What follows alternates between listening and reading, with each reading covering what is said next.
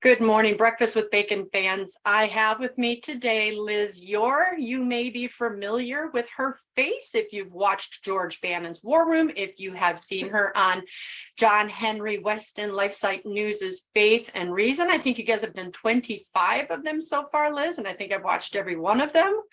She is in. Great, thank you. Oh my gosh, I love it. I wait for it every Wednesday, I think is when it comes out. But Liz is an attorney. She's an international child's rights advocate. She also served as one of the members of the Heartland Institute delegation to protest the Vatican's exclusion of scientific opinions. I'm reading off of your 1 Peter 5 because I loved this, of all scientific opinions and reliance upon only population control experts. And we're not really going to talk about your child advocacy and special counsel at the South African Leadership Academy for Girls, but you, and there's others as well, but you have quite the resume, Liz. And I want to start by asking you, today we're going to talk about talking about Archbishop Rembert Weakland's death and take the conversation from there. But I want to ask you first, as a lawyer, as a Catholic, how did you come into this profession that you are doing right now? Did you all of a sudden say, I want to talk about this? Or can you give us a short and skinny timeline of how Liz Yore got to where you are today? Oh my gosh, I always, jokingly say, but I think it's serious. I'm the oldest of 6 children. And when you're the oldest of 6 children, it's a natural fit to be a child advocate. And I was not very good in math or science. And so I felt the only thing that I could go into is the law. And was fortunate to really begin my legal career in some exciting jobs that they initially had said, oh, there are no jobs in child advocacy.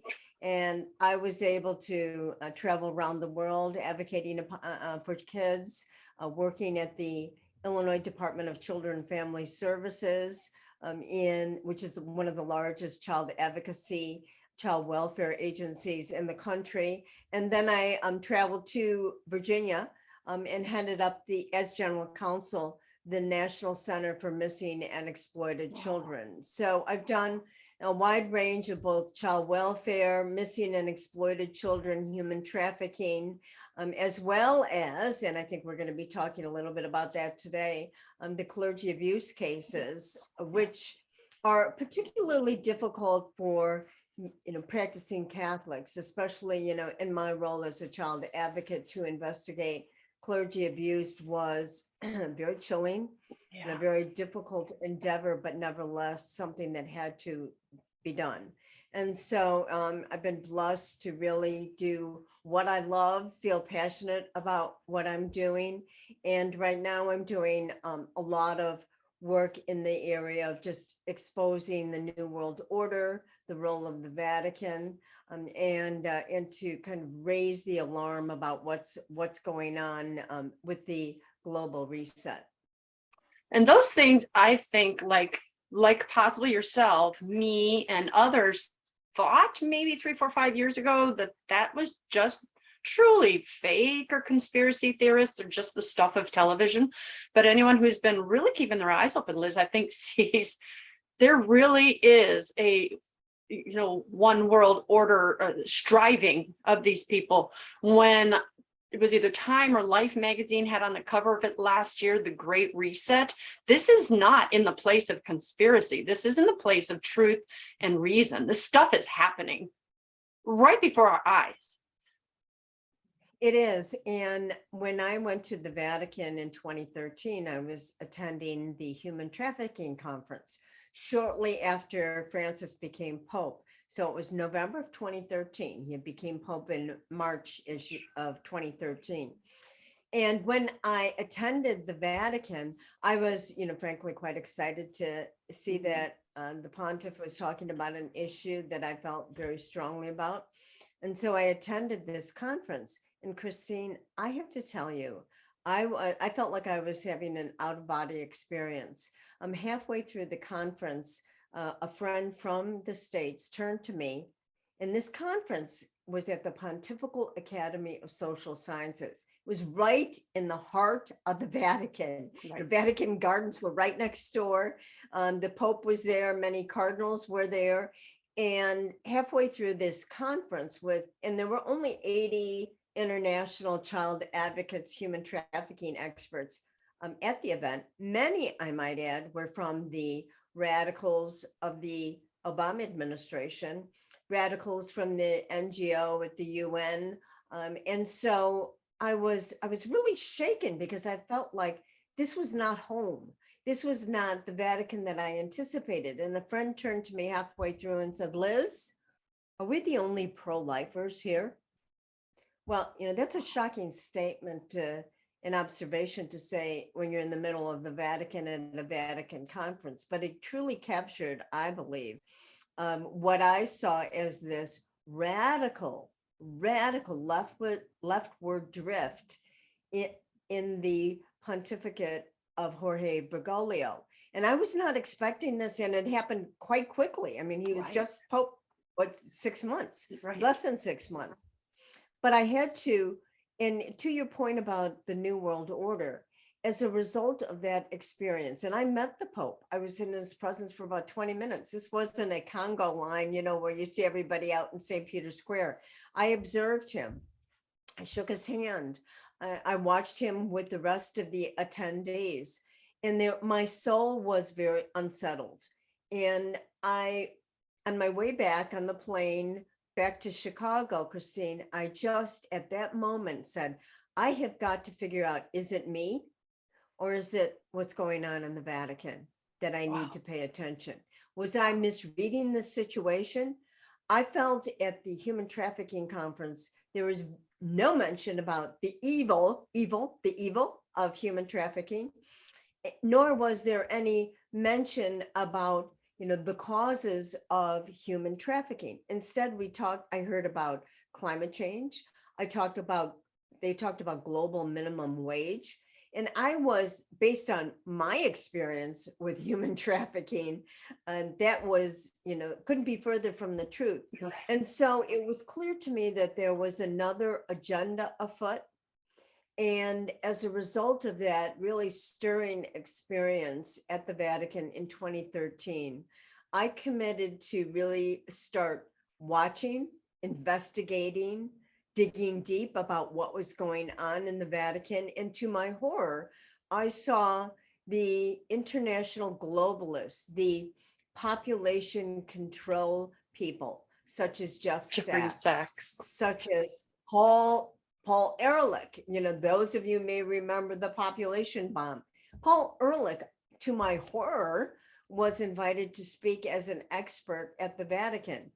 And so I began to see the framework that this pontificate was going to serve as the moral voice of the New World Order.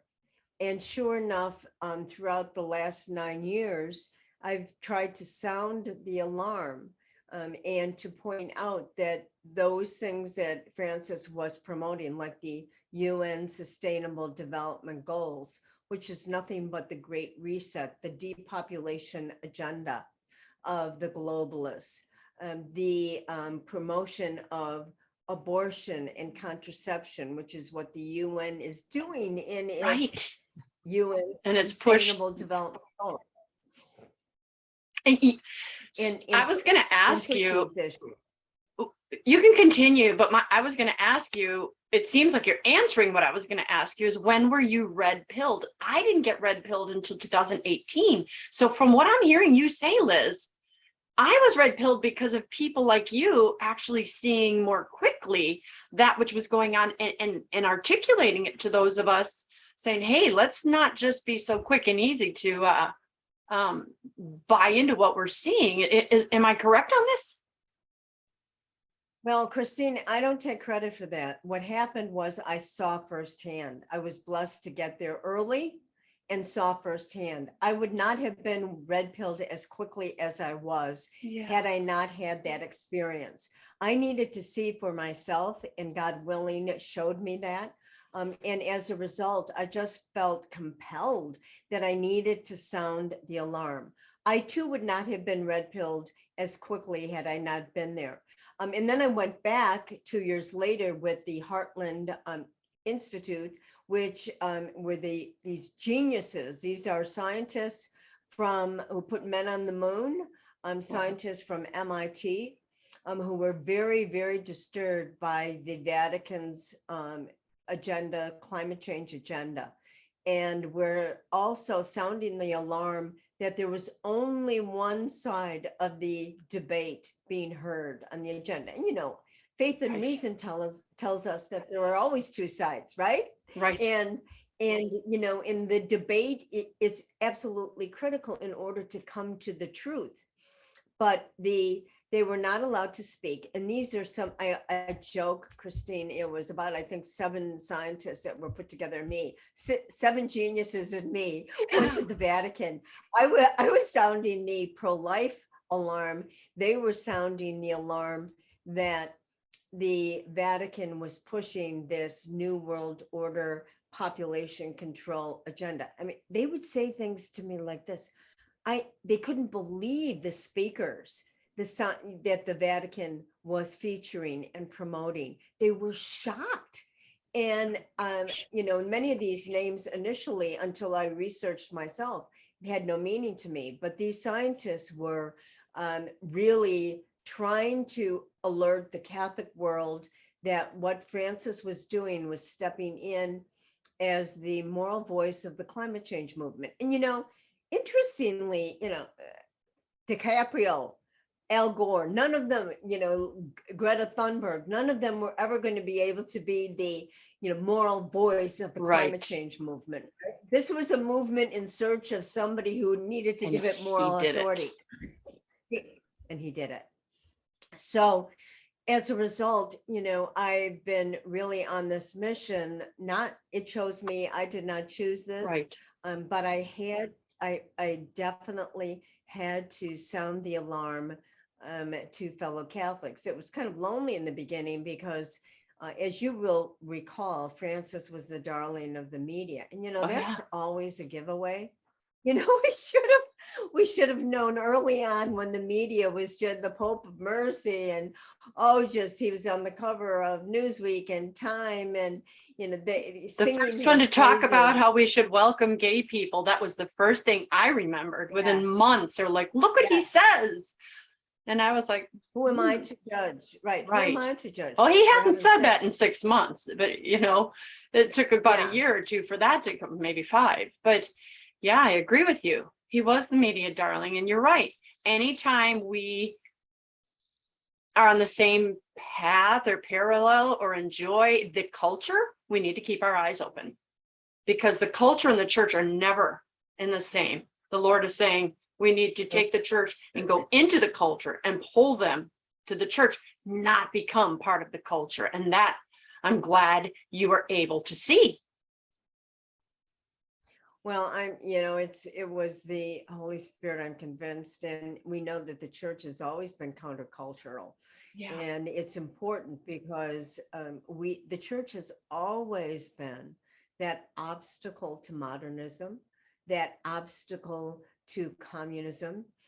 The church has always recognized that God is supreme and sovereign, and that a nation that is not founded on Christian principles and that God is not will fail. And so that is, that I think certainly is the great struggle we're in right now. It is in this day and age. I want to stress, Liz and I talked before we went on the air, as I do with all my guests, because we want to make sure we're always putting forth what's important for God to have you see, which is we love Jesus. We love the Catholic Church. We love being Catholic. And so I have had people, I was telling Liz that, David Anders was listening to me get angry when I found out about this stuff. And he's like, are you trying to bring people into the church or push them out? And I'm like, bring them in. So what we're hoping you see is our righteous anger, the righteous anger going, we need to fight for our church. But unlike some people who are saying, get the heck out of it, or as Father Altman would say, get the hell out of, things, which is really what we're trying to do. We're trying to get the hell out of the church. We're not trying to leave the church. So it's easier to fight from within than to fight from without. And so, Liz, I'm not going to ask you your age, but I'm 57. You look like you're about my age. I'm born in Milwaukee. You're an Illinois girl, right? Are you from Chicago or Illinois, some other place? Yeah, I was born and raised in Chicago. I was weaned on Chicago Democratic politics. I've seen, grew up in the church and was educated. I think I have, I don't know, something like 20 years of Catholic education, You got me beat. including Catholic law school. So it is, and I grew up initially in the Latin Mass pre-Vatican II. So I recall that. I recall, of course, the nuns with the habits, and those were my formative years. And so I, love the church deeply. I had many, relatives that I grew up with who were priests.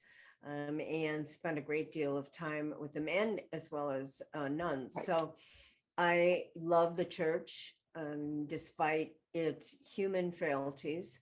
It is a divine institution, and and quite frankly, this was kind of my experience when I was at the Illinois Department of Children and Family Services. I was involved in a major clergy abuse scandal, and that was in the headlines day after day after day.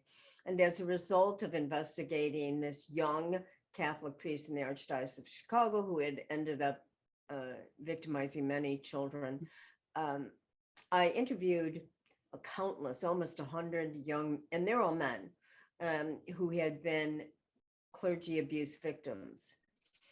And as a result of that experience, which was grueling, because this is how the story would go, Christine, it would be one after another, and some were 30, some were 40, 50 years old. They would say, Liz, when I was in 7th grade, I got straight A's. I was head of the altar boys. I was, captain of the basketball team. I had all sorts of friends. I had a huge, wonderful life ahead of me. And then Father so-and-so abused me, and my life went to hell. Drugs, alcohol addiction, some jail, some mental illness. My life fell apart before my eyes. So that story was repeated countless times. And as a result of going through that experience, Christine, I did not leave the church, because it certainly would have given me plenty of, Ammunition, or if sure. Enough. Yeah. But what it taught me, and this, I was not prepared for this. What it taught me after kind of one of those come to Jesus moments, what it taught me is that there were times in my life where I didn't pay attention to what was going on in the church. I was either uninterested in attending Mass, not fervent in my faith. And as a result of that, that's when the church began to fall apart in the 70s and 80s, when all of us were more interested in the fun things as opposed to our faith.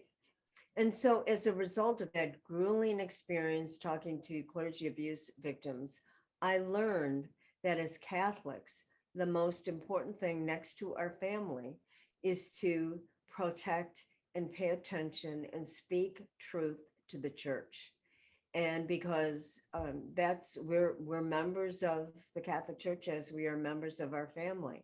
Yeah. And if you don't pay attention to those things that are absolutely critical, which is our faith and our family, then they are going to suffer. Mistakes are going to be made. The devil gets in, right? Yeah.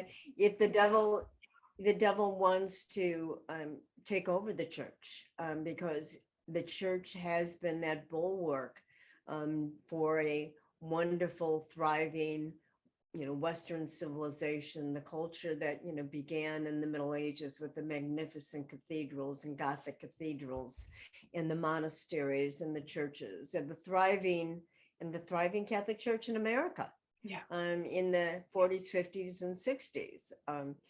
I remember my grandparents telling me during World War II, there is this magnificent basilica called Our Lady of Sorrows Basilica in Chicago. It's still there, still open. And it's run by, I believe, the Servites. And during World War II, every Friday night, almost up to 60,000 people would go to Our Lady of Sorrows and say the Litany of Our Lady of Sorrows and the Novena of Our Lady of Sorrows, because everybody, all the men, there were no men in the church. They were all fighting overseas. But that's the faith that we, know that's, in our That we have bones. carried on. That's right. We are the heritage of those men and women. I think the reason I said like your age is that we are right in where this Vatican II thing happened. And I never got to go to Latin Mass. I was born in 1964. So I remember, I think on my first communion, I took communion on the tongue. I think so, but I don't have a memory. But I do remember them teaching us to start putting communion in the hand. And I remember the awe that I still had back then. And I will admit through the years, I would, okay, do this, okay, do, until I started seeing all this mess that was going on and realizing how diabolical, for instance, that was, just trying to get us to change it to in the hand. And it brought up where I am from, because as you and I know, just last week, Archbishop Rembert Weakland died, 95 years old. He was the same bishop that gave me confirmation. And little did I know, as you just said at that time, I'm worried about boys and do I look pretty and go to the dances. And, little did I realize that he was living with a man, having a homosexual relationship, that he was actively in my diocese trying to throw away any vestiges, Liz, of the traditional faith, forcing the communion in the hand, because you and I know that the devil, when he did it, he wanted to make sure if it was on the tongue, we'd still believe, but his plan has worked in that putting it in our hand, for instance, many people have stopped having reverence. And even my own daughter, who went to Catholic school, said, yeah, I'm not sure I believe in that transubstantiation thing. And I'm like, well done job, Satan. Well played. So I wanted to remain optimistic on the show and let all my viewers, because a lot of you watching are probably like, I just want to get the heck out of here. It's just, well, what do I do? I feel filthy. Looking back, I do feel like that man laid his hands on me, but here I am, 40 some years later, on fire for the faith in a way that I never expected would be decades ago. So what Liz and I are also trying to say to you guys is all hope is not lost, because no matter what we were faced with, here she has grown up in the Diocese of Chicago under Cardinal Bernardin's days. I mean, the one who has been said has held very reliably satanic black masses. But yet here we are. And the greatest thing, Liz, is, I'll turn it back over to you, is have you noticed, I'm sure you have, that it's during these darkest times where the warriors rise up and say, oh, hell no, Satan, no more. And this is when we really dig in and fight for our faith. So had it remained all kumbaya, flowers and roses, maybe I wouldn't be as in love with God as I find myself today. What are your thoughts on that? Well, I think it's interesting, Rembert Weakland, who also was in Malachi Martin's book, Windswept House, along with Bernardine. Rembert was called Archbishop or Cardinal Cuthbert Delish. Malachi Martin understood who the bad guys were in the American Catholic Church. And, as we speak, I think, Christine, there is the funeral mass of Rembert Weakland. That's the good news, is his influence has gone. And he, many people used to call him Hootenanny Rembert for abolishing the Gregorian chant, ushering in what I call the Broadway liturgical tunes of Marty Hogan and Judy. Yeah. And during the years that I investigated clergy sex abuse, Rembert Weakland's name surfaced often as one of the most notorious predators, one of the most notorious cover-up artists, kept on moving abusive priests. He initially even admitted to tearing up reports of clergy abuse misconduct, and to say that he modernized the church is an understatement. And he, I think it was in 2002, he was accused publicly of sexually assaulting a younger man in the 1980s and later paying him off with hush money to the tune of $450,000. And that money was taken from the coffers of the Archdiocese of Milwaukee, money which he claimed he paid back years later. But he did eventually even admit in 2009 to having several relationships with men during his tenure as an archbishop, which he chalked up to loneliness that became very strong.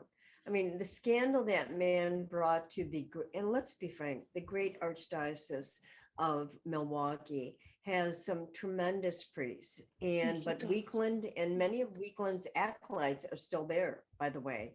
And I personally know of really great priests who suffered tremendously under Weakland because he was such a, he would play favorites with his, with his priests. And any priest that would confront him about his conduct, they would be, shuttered over to the, ends of the diocese and be punished. And so, frankly, I'm glad he's going to be judged by God. And I think, it's important that people we can't rewrite history. I mean, and so when Father James Martin tried to rewrite, history, and even Bishop Listecki as well, were trying to say that he had this, he was somebody who wrote wonderful treatises on the Eucharist. I'm shocked that they would even talk about Weakland in anything but let him pass quietly. Yes, no bishop before or after Weakland has deployed such an aggressive tactic to intimidate and silence victims. I mean, and so outside of his mass right now, funeral mass, there are protesters, survivors of clergy abuse. And, this guy was called the Lion of the American Catholic left. He called for ordination of women. He excoriated the church's teaching on sexuality and contraception. He was what they called an innovator with respect to the liturgy, and wanted to urge flexibility on legal tolerance for abortion. So good riddance. It's a sad statement that we have to continue to remind Catholics what this, frankly, monster was all about. But I think, there is, these are the kind of remnants of McCarrick, the Rembert Weaklands, the Joe Bernardines, all, the McElroys and others that are the acolytes of the notorious sexual predator, Ted McCarrick. And, but, with all this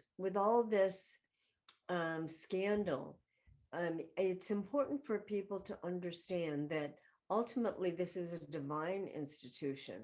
In 1929, when Bella Dodd, who was the head of the Communist Party in America, was charged from Moscow to put in 1,000 men into the seminaries, homosexuals, communists, to infiltrate the Catholic Church. And the communists understood, if we can infiltrate from within and destroy from within, our job is that much easier. And she recognized in 1950, when she reconverted back to the faith through the great Fulton Sheen, that many of the men that she had put in and groomed to get into the Catholic Church were now sitting in Rome as bishops and cardinals. So, when you have that kind of effort to infiltrate the church, both practically through somebody like Bella Dodd, but also, spiritually, the devil doing everything he can to infiltrate the church, we're going to have these scandals. And that's not to make light of them, but I think the important thing is to be at peace with the truth and at peace with rooting out the truth and rooting out the bad priests. So Weakland, they do die. Yeah. Eventually they do die. And I actually was And feeling sad about his judgment when I knew I was like, he literally has faced God now. Was it all worth it? But continue. I apologize. yeah. You were Yeah. speaking on truth, and I do have my mother's permission to speak, honestly. So I want to finish your Bella Dodd, and then I'm going to go and say something about my mom. But, I want people to pay attention to Bella Dodd was just one of the communist infiltrators that came to America. And when she converted to Catholicism, and I literally I don't know if you've heard her, Liz, but I listened to her audio testimony. It's still up on YouTube, or at least it was a couple of years ago, where she testified and said what you just said. She goes, and I was responsible for over 1,100 bad priests, basically. And she, at that time, I think it was 47, 49, she said, and I already have 4 in the Vatican. So let's just multiply that. Say there were 10 communist operatives in America at the time. That would have been 40 in the Vatican. And that's nearly 80 years, more than 80 years ago. And today, the numbers of people in the Vatican that are either communist or Freemasons, which again, the Freemasons, they have the same plan, go in and get one of our own on the top. It makes it look, Liz, like, how can we ever defeat this? Other than the fact that Arianism, I believe, estimates are about 2% of the church believed in truth and about 98% held to the lies of Arianism. But I want to take you to today. My own mother, raised in the Milwaukee diocese, also one of the Catholics underneath Rembert Weakland. My mother was sexually abused by her father for about 10 years. So they always talk about homosexuality having, there's a daddy wound, right? So my mom's is a little bit more obvious. So then my mother left my father for a woman, and she lived in a homosexual lifestyle for a couple decades. But here's the thing, Liz. My mom would go to confession. So we're going to come and talk about truth in a moment. She'd go to confession because something in her soul, or maybe she was just questioning it, right? Because we still have these respect and esteem for priests. And she would confess this same-sex attraction in these actions. And sometimes a priest would look at her and say, that's a sin. You will go to hell. Stop doing it. But she said, Liz, some other times a priest would say, no big deal. It's fine. God made you that way. A priest in the confessional. Now, of course, I had also been talking to my mom about, I adore you, Mom, and I love my mom's, her partner. And I said, but ultimately it will be you and God, just you and God, and you'll be looking at him. And you keep having this yes, no, right, wrong kind of tug inside of you. I said, but when you answer to God, are you going to be able to say, well, that priest said it was okay. So I want to end it with this. She confessed once again. She's now in South Carolina. And the priest actually got up and hugged her as a welcome to the club. And my mother said her skin crawled. Her skin crawled. And Wow. she knew, Liz, truth. Because that's what you had just said. The truth has to come out. And no matter how big the Bernardines, no matter how prolific the evil of the Rembert Weaklands of the world, God is God, and truth will be known, and he will plant it in us. And that's why we are on the winning side. We will not succumb. As a church, we won't succumb. So your job and my job is, will you viewers as individuals succumb? Are you going to just join Liz and join me and continue to fight, saying, not on my watch, not on my watch. The church is good. There are some very good priests, some very good bishops. We just need to find them. We need to support them. Truth, Liz, that's what we're looking for, isn't it? It is, and each of us through the sacraments has a conscience. We can squelch it, not listen to it, but we know that conscience will not be silenced. And there are many priests who were grooming young boys in the confessional, which is, the ultimate, I forget, violation of canon law. It causes, untold damage, and is a excommunicative sin to groom individuals in the confessional, because it is such a sacred sacrament, and to abuse it is in God's name, right? In God's name, abusing it, abomination, and leading people astray. But this is the thing that I've learned. I probably learned more about my faith in the last 9 years. I've read, never told to read, never even introduced to the exhortations of Pope Pius X on communism, on modernism, on understanding and learning about the great saints, Catherine of Siena, and Catherine Emmerich, Saint Joan of Arc, Padre Pio. So one of the things that fortunately, when you start going down this path of trying to understand what's going on in the Vatican, what's going on with these bishops, it forces you to look deeper into the faith. And when you look deeper into the faith, you realize there's just this vast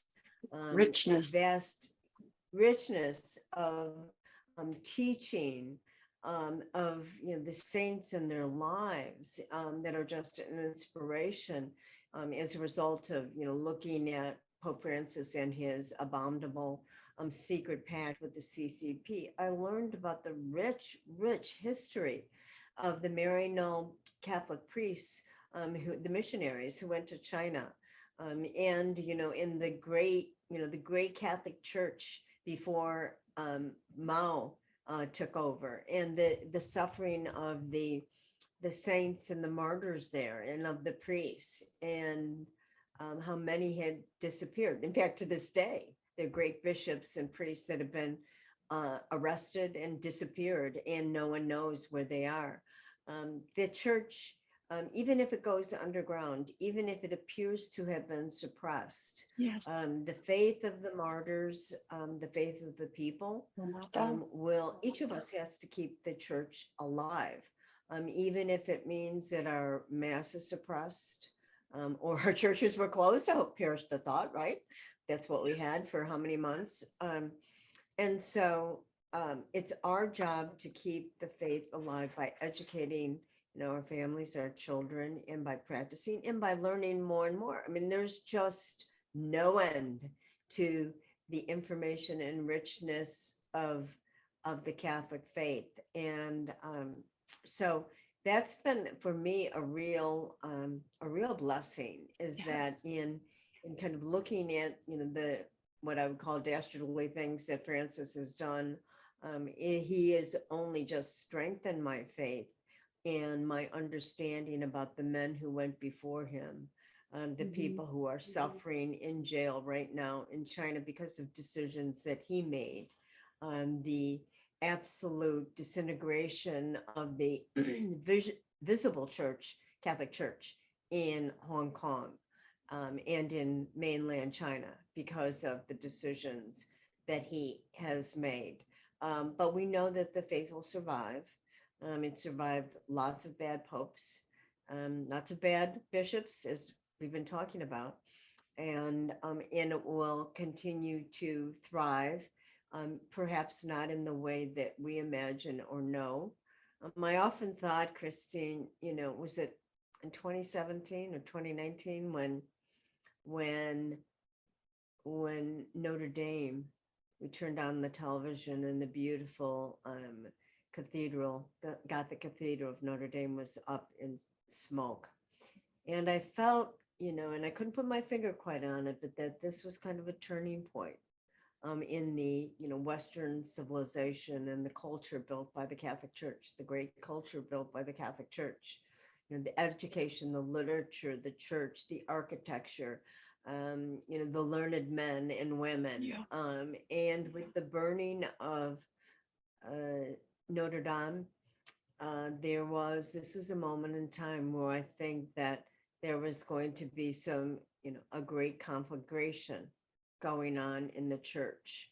But like all conflagrations, there will be a purity, a purification, and out of it will come a stronger church, a thriving church.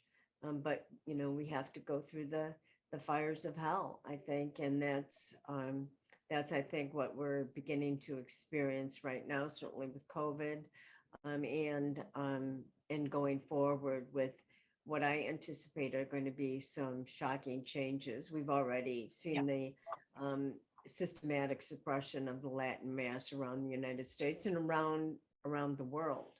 A Mass that is thriving, that is loved by young people, that is beautiful, respectful, reverent. And those of us that love the Latin Mass are called, restorationists, backwardists, rigid. So I think it's, stay tuned. It's going to be a bumpy ride.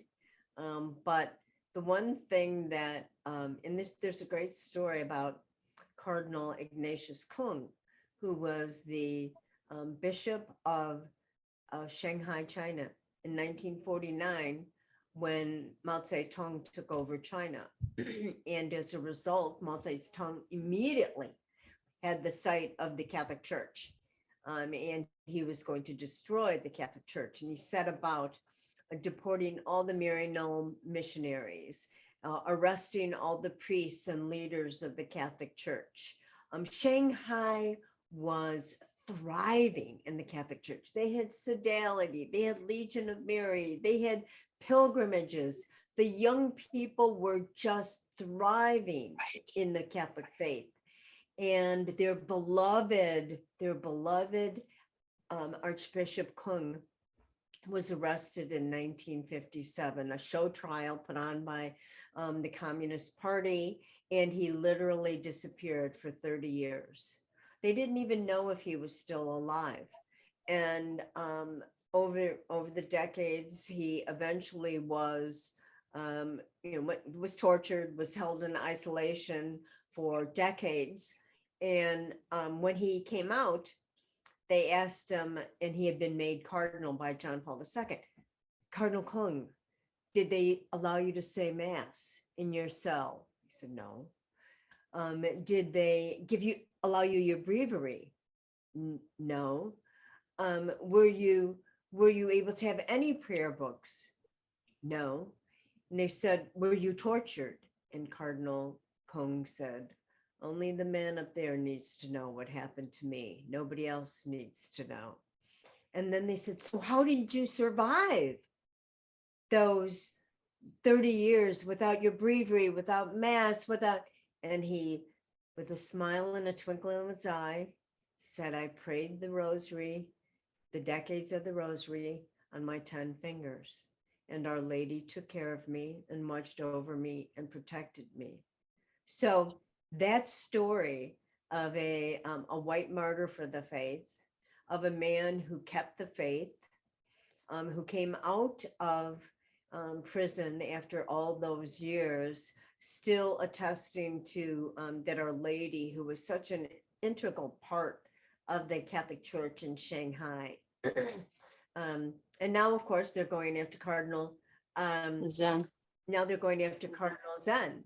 Yeah. The same type of thing that was happening to Cardinal Kung. So these are the stories, Christine, that I have learned in the history because of the outrageous actions of Francis and his sense of unity in this secret pact with the Chinese Communist Party, which has caused all sorts of destruction of not only the Catholic Church in mainland China, but the Christian churches, which are thriving in China. They have all said, that the secret Vatican CCP agreement has caused untold damage to the faith and to the Christian religions in China. And that first agreement was signed in September of 2018.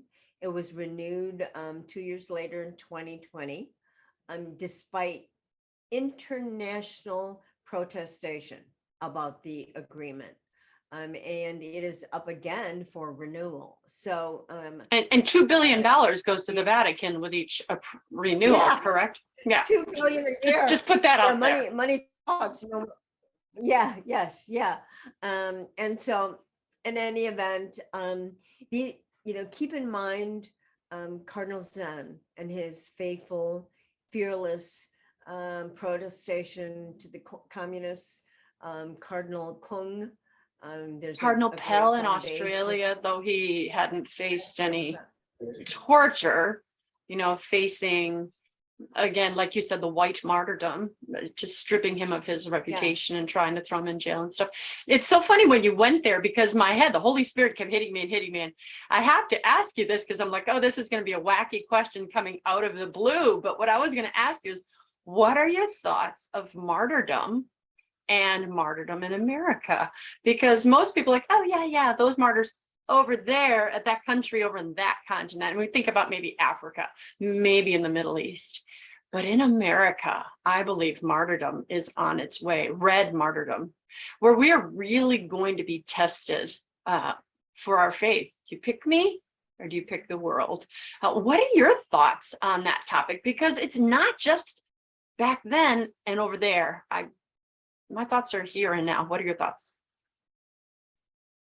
Well, I think, we just had an example of it, didn't we? The Atlantic article describing Christian nationalists as a terrorist organization and describing the That Rosary weapon. as a weapon of mass destruction. Yes, Yes, it they're is obviously actually. quite right. It's going to destroy It Satan. is.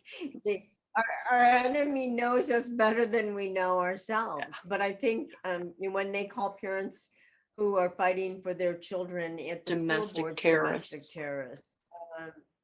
Yes. So I think precisely, I think it is coming here to the Yeah. United States. What an opportunity. And they've identified Catholics as the object of their ire. And of their persecution, because, and it's the traditional Catholics, frankly, that the left has identified, because they understand the power that we have with respect In that to weapon. Our strength. Our strength animates our faith, animates us. Yeah. They hear our voices, of course, already. Those are the rosary rallies that are popping up all over the United States. In front of cathedrals, demanding that the Latin Mass look, the rosary was, as you and I know, this rosary defeated Roe versus Wade. Mhm. That's, those 50 years of people praying the rosary in front of, in winter and cold, in front of the abortion mills. That is what Our Lady listened to our pleas. That is what transformed this country to restore sanity and life back to the United States. But look, the left is not going to left never sleeps. It's not going to give up. It's going to battle tooth and nail. But they can close our churches, they can take away our prayer books, our schools, and we still have our 10 fingers, don't we? And we have Our Lady. And so I feel very strongly that I think you're right. I think martyrdom is going to be coming to the United States. I work with a group called Save the Persecuted Christians. I know firsthand of the persecution in Nigeria against the Christians and Catholics in Sudan and around the world. The left or, or the devil has his sights set on those that are going to battle him. And so it's game on, isn't it? Yeah.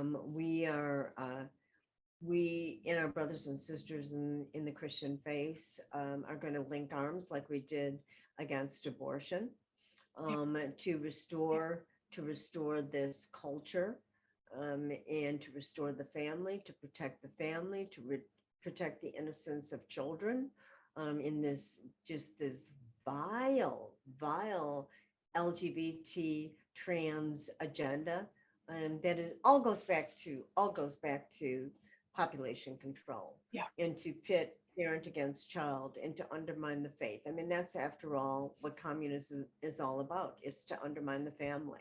Yeah. And so yes, I believe persecution is upon us. And it's going to be, I think, the faithful that are going to lead the fight. The bishops have been largely quiet with respect to the big cultural battles that are upon us. And I don't think we can wait any longer for them to take a leadership role. I think it's important for, and it was Fulton Sheen, wasn't it, Christine, who said it's going to be the laity that lead Absolutely. the fight, not the bishops or the priests. No. Now, clearly, there's a lot of great priests out there who are doing great work and leading the fight in front of abortion mills, and many who are, end up getting canceled by their bishops. It's upon us, and I think we all have to be grateful that God chose us to be alive at this period Such a of time time. as this. It reminds me of that great Japanese general during, I don't remember his name, hard to pronounce anyway, December 7th, when they bombed Pearl Harbor.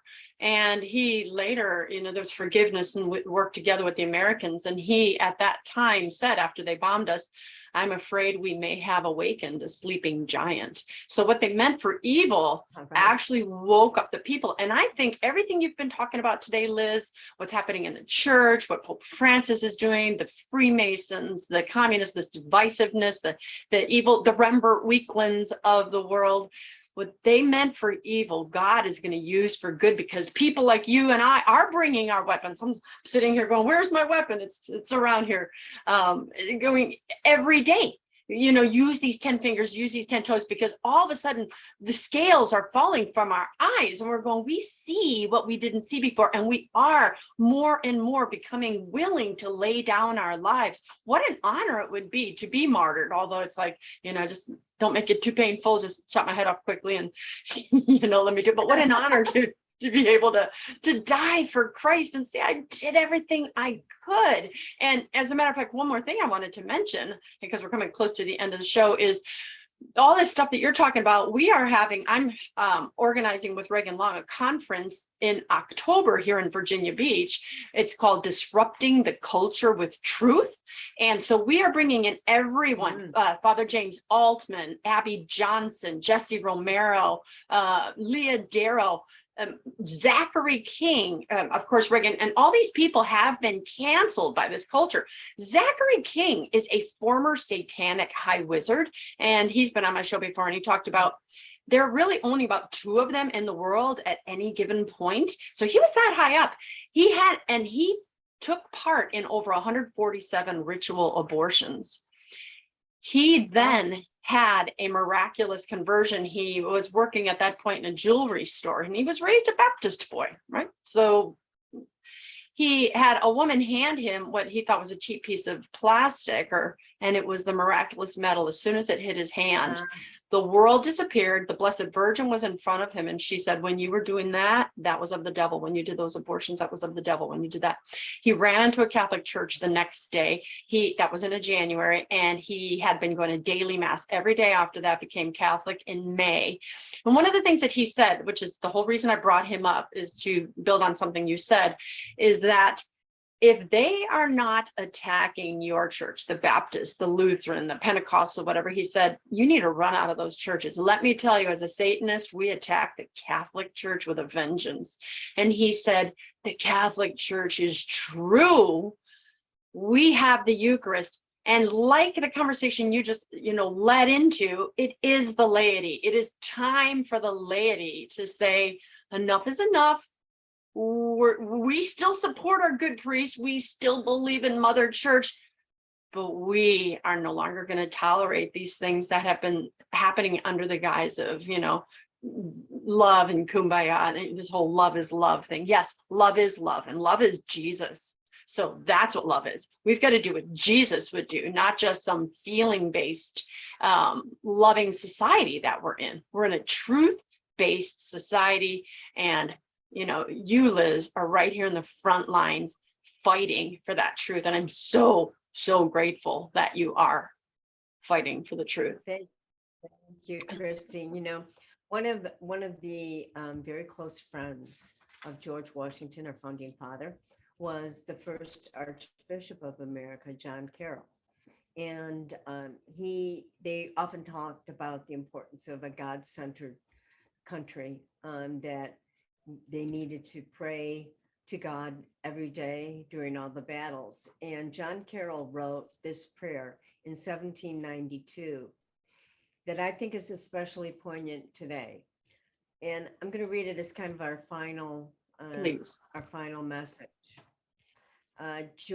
Again, close friend of George Washington, the father of our country. And this is from John Carroll, Archbishop John Carroll.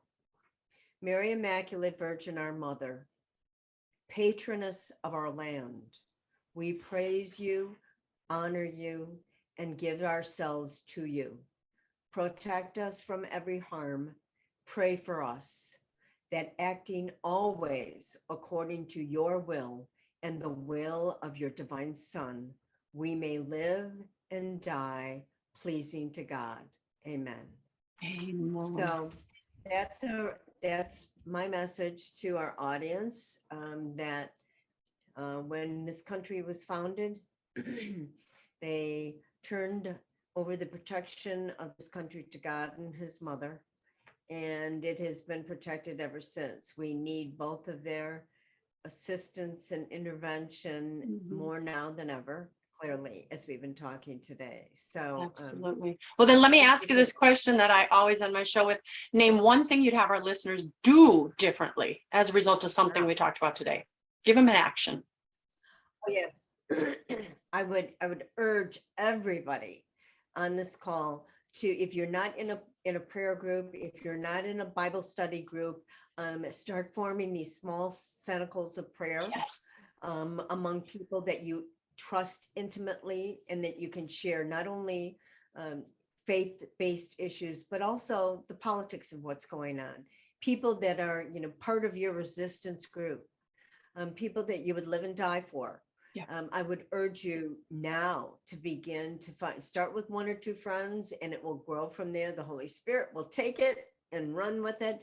But I would really urge everybody now, men and women, start your Bible group, your prayer group, and start meeting on a regular basis. And I think you will find that you will have soldiers in arms, in spiritual arms. And that's what we need. And that's what's missing right now. You're right. Know who your people are. I said that was my last one. I actually have one more. It's a fill in the blank. Fill in the blank for this, Liz. When I die, I will know my life has been a success. If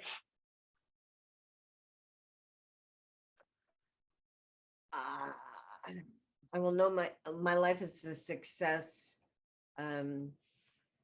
when I meet Christ face to face. I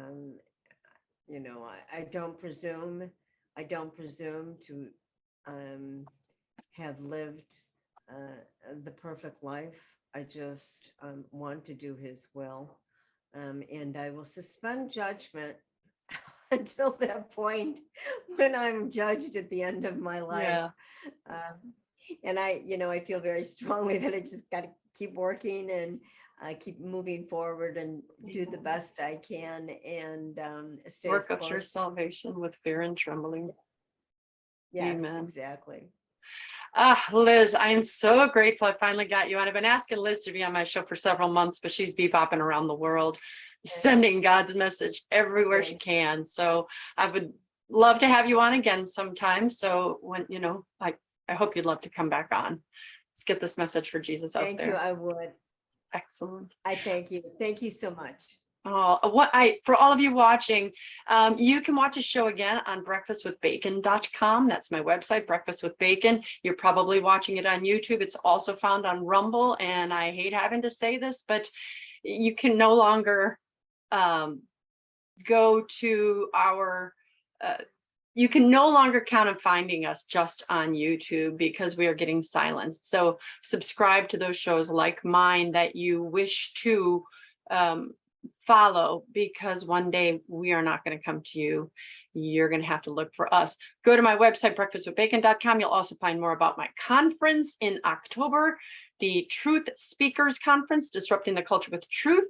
That will be October 8th in Virginia Beach, Virginia. You can go to truthspeakers.org to register. The price goes up September 1st, so get registered right away for in-person or live stream. Go take a look at the speakers that we have, and if you have any questions, contact me at Breakfast with Bacon. We lost Liz, but I think it was an okay time. So we're going to sign off.